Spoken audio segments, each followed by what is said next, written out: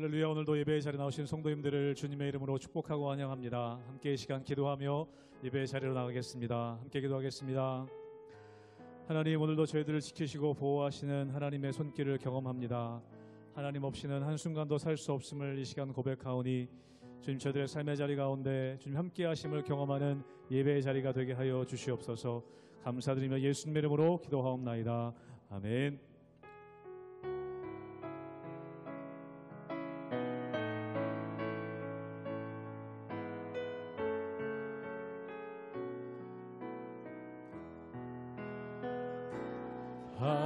하나님은 너를 지키시는 자, 너의 우편에 그늘 되시니 낮의 해와 밤의 달도 너를 해치 못하리. 하나님은 너를 지키시는 자, 하나님은 너를 지키시는 자, 너의 환난을 면케하시니 그가 너를 지키시리라. 너의 출입을 지키시리라. 눈을 들어 산을 보아라. 너의 도움 어디서 오나. 천지 지으신 너를 만드신 여호와께로. 하나님은 너를 지키시는 자, 하나님은 너를 지키시는 자, 너의 우편에 그늘 되시니 낮의 해와 밤의 달도 너를 해치 못하리. 하나님은 너를 지키시는 자, 하나님은 너를 지키시는 자, 너의 환난을 면케하시니 그가 너를 지키시리라.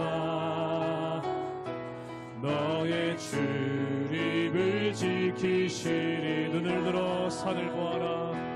눈을 들어 산을 보아라.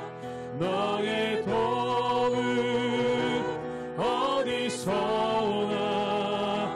천지 지으신 너를 만드신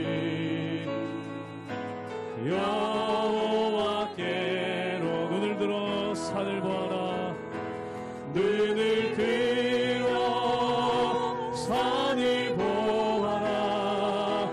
너의 도움 어디서 오나. 천지 지으신 너를 만드신 여호와께로다.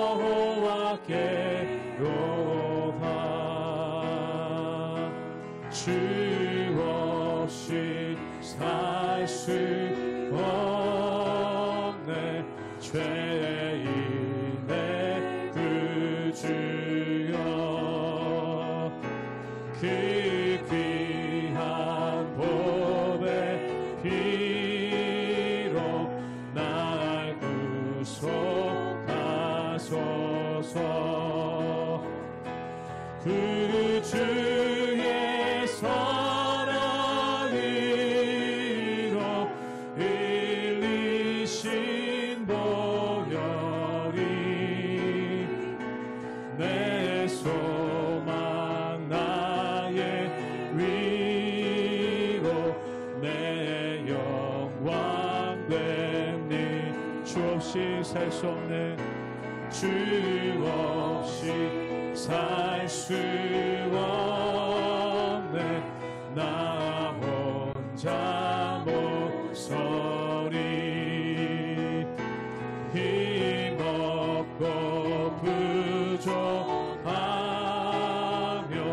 시해도 없고 내 주는 나의 생명 내 주는 나의 생명 또 나의 힘이라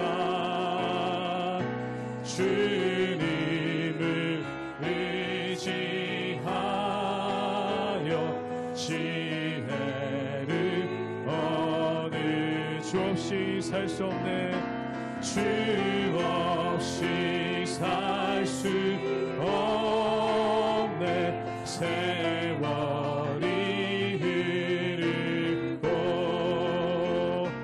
이 깊은 고독 속에 내 생명 끝나 사나움 풍랑일 때 사나움 풍랑일 때 날 지켜주시니 내 곁에 계신 주님 늘 힘이 됩니 사나움 풍랑일 때 사나움 풍랑일 때 날 지켜주시니 내 곁에 계신 주님 늘 힘이 됩니다.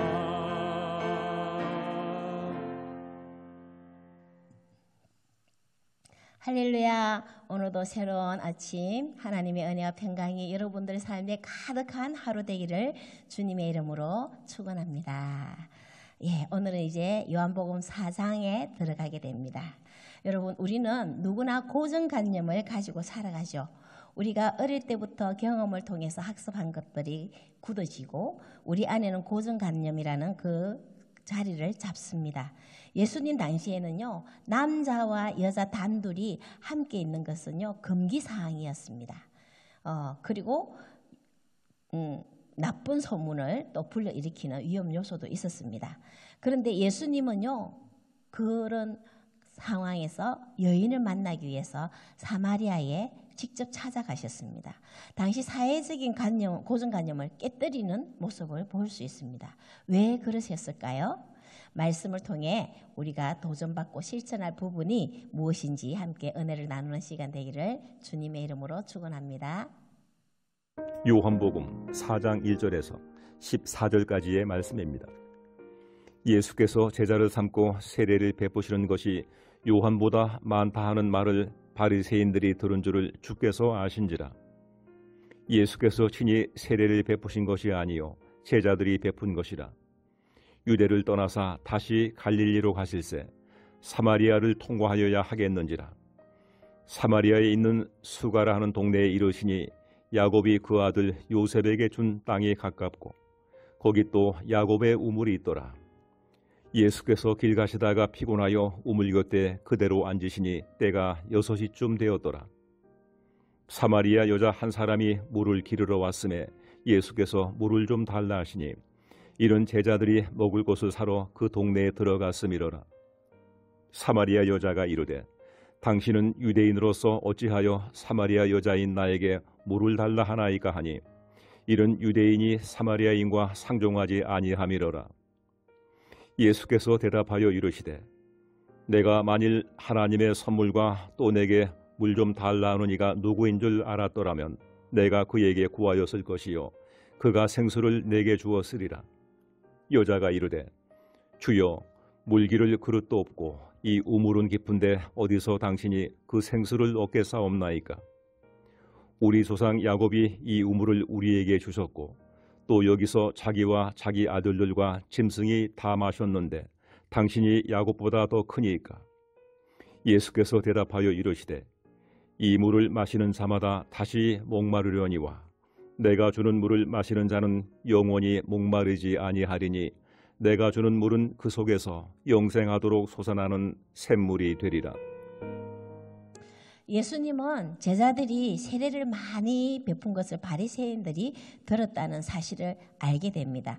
여러분, 사실 세례를 베푼 거는요, 3장 우리 어제 본 본문에 보면은 예수님이 세례를 베풀었다고 나오는데 예수님이 세례를 베푼 게 아닙니다. 제자들이 세례를 베풀었다는 것을 우리 2절에 보면은 알 수 있거든요. 그런데 예수님이 이 바리새인들이 세례를 이제 많이 베풀었다는 소문을 들었다는 사실을 아시고 그곳에 더 이상 머물지 않습니다. 그리고 갈릴리로 떠나시죠. 바리새인들의 괜한 트집에 시간을 이렇게 낭비할 필요가 없었던 것입니다. 그런데요, 갈릴리로 가시는데 중간에 꼭 가셔야만 하는 예수님의 의지가 담겨 있는 구절이 있는데요. 바로 4절입니다. 4절을 제가 읽겠습니다. 사마리아를 통과하여야 하겠는지라. 아멘. 여러분, 여기 보면은 통과하여야 하겠는지라. 이거는 예수님이 의지를 가지고 있는 겁니다. 그냥 사마리아를 통과하게 된다. 이게 아닙니다. 통과하여야 하겠는지라. 이게 중요한 겁니다. 그래서 왜 이렇게 하셨는지 설명해 드리겠습니다. 이스라엘의 지도를 보면요, 사마리아가 그 항복판에 얹어져 있는데요, 갈릴리로 가는 가장 지름길은 사마리아를 통과하는 것입니다. 그러나 랍비나 유대인들은요 절대 발걸음을 하지 않는 지역입니다. 그 이유는 뭐냐면은 바로 BC 720년경에 아수로가 이스라엘에 침공을 하게 되는데요. 일부는 모두 포로로 잡아갑니다. 그리고 일부 남겨진 사람이 있는데 그 사람들을 혈통을 말살하는 정책을 펴게 되는데요. 아수로인들과 유대인들을 강제로 결혼을 시킵니다. 그래서 혼혈아를 만들어 버리죠. 그 결혼은요, 여호와 하나님에 대한 신앙을 포기해야 하는 정말 뼈아픈 가슴 아픈 그런 일이었습니다. 그래서 그 이후에 아수르 제국이 망하고 난 뒤에 순수 혈통을 지켜내지 못했다고 해서 사마리아인들을 자자손손 개, 돼지 취급을 하게 되는데요. 이제 말하자면 피가 더러워졌다는 것이죠. 그래서 유대인들은요, 이 땅을 밟지도 않고요, 상종조차 하지 않는 것이 그때 당시 사회적 관습이고 통념이었습니다. 이렇게 갈릴리로 가기 위해서는요, 사마리아를 통과하면 한 3일 정도 걸린다고 해요. 그런데 그 3일 정도 걸리는 것을 포기하고 요단 동편 베레아 쪽으로 이렇게 빙 돌아서 이 우회해서 가게 되는데 그거는 일주일이나 소요된다고 하거든요. 그렇지만 결코 사마리아로 통과하지 않고 일주일이 걸리지라도 그곳을 돌아서 우회해서 가는 그런 상황이었습니다. 그런데 예수님께서는요, 의도적으로 사마리아 땅으로 가야겠다는 겁니다. 사마리아인들에 대한 편견과 냉소와 차별의 역사 앞에서 예수님은 한 영혼을 구원하실 목적을 가지시고 당시 사회적 통념과 고정관념을 과감히 깨뜨리는 그런 모습을 우리는 상상할 수 있습니다. 이렇게 사마리아로 가다가 야고보 우물가에 도착하는데 때는 6시라고 했는데 6시는 유대인의 시간 6시는 우리나라 시간 6시간 플러스 시키면 되거든요. 그러면 정오 12시입니다. 그래서 딱 정오 12시가 되었는데 예수님은 그곳에서 많이 피곤했다고 합니다. 정말 완전한 인간이신 모습이 여기에 드러납니다. 많이 피곤하여서 그곳에 털썩 주저앉았습니다. 여러분, 팔레스타인에는요, 대낮 정오에 가장 햇볕이 강하게 나오는 시간이기 때문에 그때는 사람들이 거리로 나오지 않아요. 그래서 더구나 물을 기르러 온다는 것은 말이 안 되는 그런 시간이거든요. 하지만 이때 한 여자가 물을 기르러 왔습니다. 제자들은요, 마을에 좀 먹을 것을 사러 갔기 때문에 제자들도 없었던 상황입니다. 야고보 우물가에 예수님과 한 여자가 만났습니다. 물 길러 온 여자에게 예수님께서 말을 건넵니다. 나에게 물을 좀 주시오. 그 여인과 이야기할 수 있는 접점을 만드십니다. 여러분, 커뮤니케이션 전문가들은요, 이 대화가 기가 막힌 거라고 말합니다. 마음이 힘든 상태에 있는 사람에게 가장 마음을 열기 쉬운 방법은요, 그 사람이 가장 쉽게 해줄 수 있는 것을 부탁하는 거라고 합니다. 그러면 그 부탁을 쉽게 들어주면서 그 사람의 자존심도 세워지고 마음이 열리게 된다는 거죠. 이렇게 예수님은 접근을 한 겁니다. 예수님이 이렇게 부탁을 하자 여자가 대답이 웃깁니다. 아주 퉁명스럽게 대꾸합니다. 당신은 유대 남자인데 왜 사마리아 여자인 나에게 물을 달라는 겁니까? 겁니까? 합니다. 유대인들이 자신들을 개, 돼지 취급한다는 사실을 알고 있거든요. 더구나 유대인 남자가 유대인 여자도 아닌 사마리아 여자에게 물을 달라고 말을 건다는 것 자체가 이 여인은 너무나 어처구니 없다는 듯이 막 쏘아붙이는 거죠. 이렇게 쏘아붙이는 여인에게 예수님은 말씀하십니다. 10절을 제가 읽겠습니다. 예수께서 대답하여 이르시되 내가 만일 하나님의 선물과 또 내게 물 좀 달라 하는 이가 누구인 줄 알았더라면 내가 그에게 구하였을 것이요 그가 생수를 내게 주었으리라. 아멘. 자, 이 말은 무슨 말입니까? 이 말은 너는 내가 누군지 모르지만 나는 너에게 하나님의 가장 큰 선물인 생수를 줄 수 있다. 그러자 여자가 예수님의 말에 대받아칩니다. 11절에 주여라고 하는데요. 이 주여라는 것은 존경하는 뜻이 절대 아닙니다, 여러분. 일반적으로 아저씨 또는 이것 보세요 이 말이나 똑같은 겁니다. 아니 이것 보세요 무슨 말씀을 하시는 거예요? 물을 기를 두레박도 없잖아요. 이 물은 우리 조상 야곱이 준 우물인데 당신이 야곱보다 크다는 거예요? 생수를 어디서 구한단 말입니까? 무슨 말도 안 되는 소리를 하고 있네 하면서 아주 그냥 막 소화되는 거죠. 여러분 이 여인의 말에는 무엇이 느껴집니까? 저는 막 가시가 나오는 듯한 것을 느꼈습니다. 여인의 말에는 가시가 가득했던 거죠. 왜 그랬을까요? 그 여인은요 평생 고단한 삶을 살다 보니 분노와 열등감이 가득했습니다. 한마디로 인생의 무거운 짐만 지고 살아온 순탄치 않은 삶의 무게가 그대로 드러나는 말투였습니다. 그녀의 인생은요 깊은 우물과 같았을 겁니다. 깊은 우물에서 계속 길어 올려도 삶의 문제의 갈급함이 결코 해결되지 않았던 거죠. 남자에 대한 배신과 상처의 악순환 속에 이웃으로부터 왕따와 손가락질, 뒷담화를 당하면서 살아온 사마리아 여인이었습니다. 아무것도 가진 것이 없는 비참하고 멸시받는 그 여자. 희망도 소망도 없고 몸과 마음과 영혼이 다 병들어버린 사마리아 여자를 예수님은 만나시기 위하여 피곤한 몸을 이끌어 정오 시간에 우물을 찾아오신 겁니다. 정오 시간 물을 기르러 나온 여인을 만나신 것은요 결코 우연이 아니고 사연 많은 여인을 이불로 찾아가 만나 주신 것입니다. 여러분 우리도 사마리아 여인이었습니다. 제 속에서 허덕이고 수많은 상처와 삶의 문제와 악순환 속에서 고통받고 있는 우리에게 예수님은 피곤한 몸을 이끄시고 정오의 시간에 우리를 찾아와 만나 주셨음을 믿습니다. 여러분 우리 주위에도요 구원받아야 할 나처럼 여러분처럼 구원받아야 할 수많은 영혼들이 무수히 널려져 있습니다. 그런 영혼을 향해 예수님은 우리가 찾아가기를 원하십니다.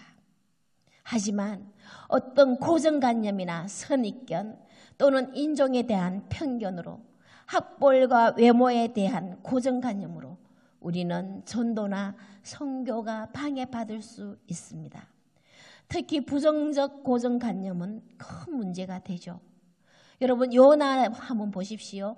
요나는 니느웨가 하나님께서 심판을 선포하라는 명령을 받았지만 그가 가지고 있는 피해 의식으로 인하여 그것을 거부하고 다시스로 도망했습니다. 니느웨는 이스라엘을 압박하는 아수르의 수도였기 때문이죠. 또 여러분 신약에 보면요 베드로는요 이방인이 이방인을 개처럼 취급하던 그때였기 때문에 이방인에 대한 편견과 고정관념을 가지고 있었습니다. 그런데 주님이 그 편견을 깨는 하늘로부터 내려오는 그 환상을 베드로에게 보여주셨고 이방인 고넬료를 찾아가 복음을 전하게 하셨습니다. 여러분, 우리에게도요 다양한 이유로 외면하고 싶은 사람이 있을 수 있습니다. 나를 힘들게 하는 이웃이 될 수도 있고요, 관계가 틀어진 친구가 될 수도 있습니다. 우리의 감정은요 그들을 외면하라고 부추기기도 하지만 주님은 찾아가라고 하십니다. 우리가 편견을 내려놓는다면 더 많은 영혼을 구원하는 일에 쓰임받게 될 줄 믿습니다. 복음을 전하기 위해 불편한 그들에게 우리는 찾아가고 다가가야 합니다. 예수님이 나를 찾아오신 것처럼 우리도 찾아가고 다가가야 한다는 거죠.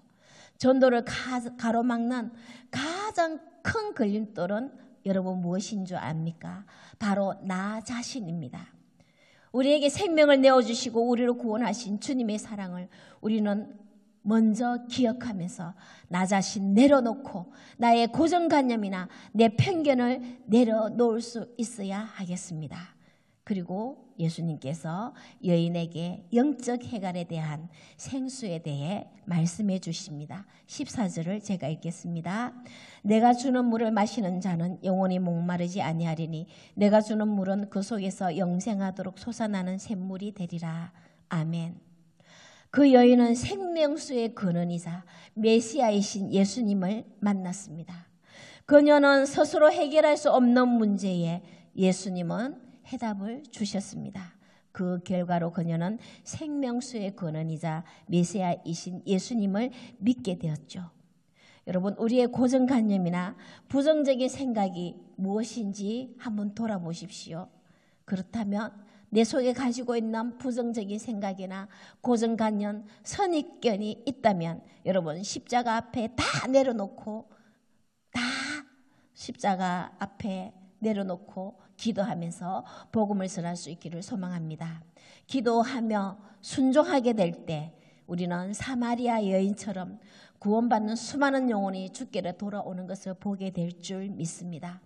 하나님 나라를 위해 구원받을 준비된 영혼을 만나게 될 줄 믿습니다. 올해 새해가 밝아왔는데요, 우리 모두 하나님의 나라와 의를 위하여 더욱 힘쓰며 구원받을 준비된 영혼을 만나기 위하여 복음 들고 찾아 나서는 저와 여러분 되시기를 주님의 이름으로 축원합니다. 아멘. 기도하겠습니다. 하나님 아버지, 감사합니다.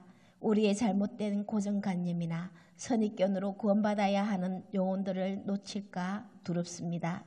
사회적인 잘못된 통념에 비굴하게 물러나는 사람이 되지 않도록 예수님의 그 모습을 기억하며 그 모든 것에 맞서며 나가는 용기를 주시옵소서. 진정 중요한 것이 무엇인지 선한 분별력을 주시고 나 자신을 내가 스스로 이겨나가는 내 자아를 내려놓는 그런 자 되기 원합니다. 그리하여 주의 구원받을 준비된 영혼들을 보게 하시고 담대히 예수 그리스도의 사랑을 들고 다가가 복음을 전하는 용기도 허락하여 주시옵소서. 많은 사람을 주께로 인도하는 우리의 삶이 되기를 소망하오며 예수 그리스도의 이름으로 기도합니다. 아멘.